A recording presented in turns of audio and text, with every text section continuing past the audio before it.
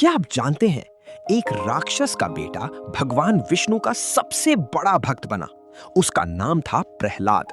पिता जितनी ज्यादा नफरत विष्णु से करता था, प्रहलाद उतना बड़ा भगवान का भक्त था। वो इतना बड़ा भक्त कैसे बना? बहुत समय पहले की बात है कि दैत्यों का एक अत्यंत शक्तिशाली राजा था, हिरण्यकशिपु। वो इतना घमंडी था कि खुद को ही भगवान मानने लगा था।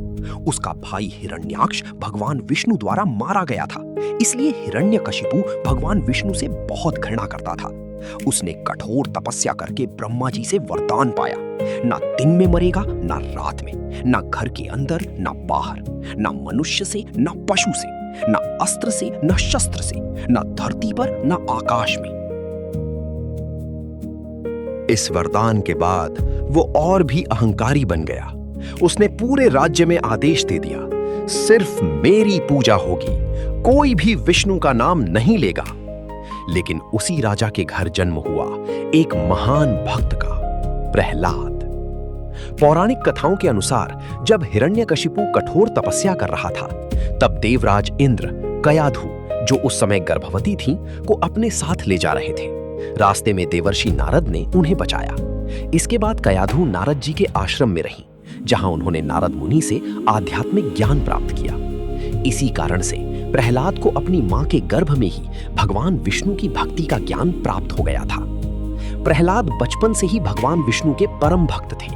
वे हर समय नारायण नारायण जपते रहते थे। जब उन्हें शिक्षा के लिए गुरुकुल भेजा गया, तो वहां भी वे बच्चों को भगवान की भक्ति सिखाने लगे। एक दिन हिरण्यकशिपु ने प्रेम से पूछा, बेटा, तुम्हें सबसे अच्छी बात क्या लगती है? प्रहलाद ने हाथ जोड़कर कहा, पिताजी, संसार का सबसे बड़ा सुख भगवान विष्णु की भक्ति में है। ये सुनते ही हिरण्यकशिपु क्रोध से कांप उठा। हिरण्यकशिपु ने प्रहलाद को समझाने की बहुत कोशिश की, लेकिन जब वे नहीं माने तो उसने उन्हें मारने का निर्णय लिया। प्रहलाद को जहर पिलाया गया, लेकिन वे भगवान का नाम लेते रहे और विष अमृत बन गया। उन्हें क्रोधित हाथियों के सामने फेंका गया, लेकिन हाथियों ने उन्हें प्रणाम किया। सैनिक उन्हें ऊंचे पर्वत से नीचे फेंक आए, लेकिन भगवान ने उनकी रक्षा कर ली। भयंकर विषैली सर्प भी उनका कुछ नहीं बिगाड़ पाए। हिरण्यकशिपु की बहन होलिका को वरदान था कि आग उसे जला नहीं सकती। वो प्रहलाद को गोद में लेकर अग्नि में बैठ गई, लेकिन भगवान की कृपा से होलिका जल गई और प्रहलाद सुरक्षित बच गए।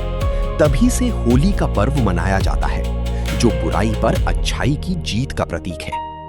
हिरण्यकशिपु अपनी बहन का दहन होने पर पूरी तरह से तिलमिला गया और अपने पुत्र से एक दिन क्रोधित होकर हिरण्यकशिपु ने पूछा, अगर तेरा भगवान हर जगह है, तो क्या वो इस खंभे में भी है? प्रहलाद ने निडर होकर कहा, हां, भगवान हर जगह है। हिरण्यकशिपु ने गुस्से में खंभे पर प्रहार किया। तभी खंभे से भयंकर गर्जना हुई और भगवान विष्णु नरसिंह अवतार में प्रकट हुए। वे ना पूर्ण मनुष्य थे ना पूर्ण पशु। उनका स्वरूप आधा सिंह और आधा मनुष्य था।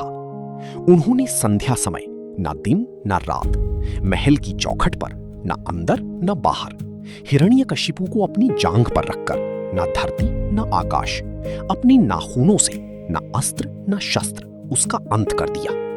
इस प्रकार ब्रह्मा जी का वरदान भी सत्य रहा और अधर्म का विनाश भी हुआ। भगवान नरसिंह का क्रोध शांत नहीं हो रहा था। तब छोटा प्रहलाद उनके पास गया और प्रेम से प्रार्थना की। अपने प्रिय भक्त को देखकर भगवान शांत हो गए। भगवान ने कहा, प्रहलाद, तुम्हारी भक्ति अमर रहेगी। संसार हमेशा तुम्हें सच्चे भक्त के रूप में याद करेगा। इसके बाद प्रहलाद एक धर्मात्मा राजा बने और जीवन भर भगवान की भक्ति करते रहे। सच्चा भक्त कभी डरता नहीं। भगवान हमेशा अपने भक्तों की रक्षा करते हैं। अहंकार का अंत निश्चित है। भक्ति और सत्य की हमेशा जीत होती है। कठिन परिस्थितियों में भी भगवान पर विश्वास नहीं छोड़ना चाहिए। अगर आपको भक्त प्रहलाद की पवित्र और पावन कथा पसंद आई हो, तो लाइक, शेयर, सब्सक्राइब करें और नई धार्मिक और रोचक कथाओं के सफर पर चलने के लिए तैयार रहें। ओम नमः भगवते वासुदेवाय। जय श्री नरसिंह भगवान।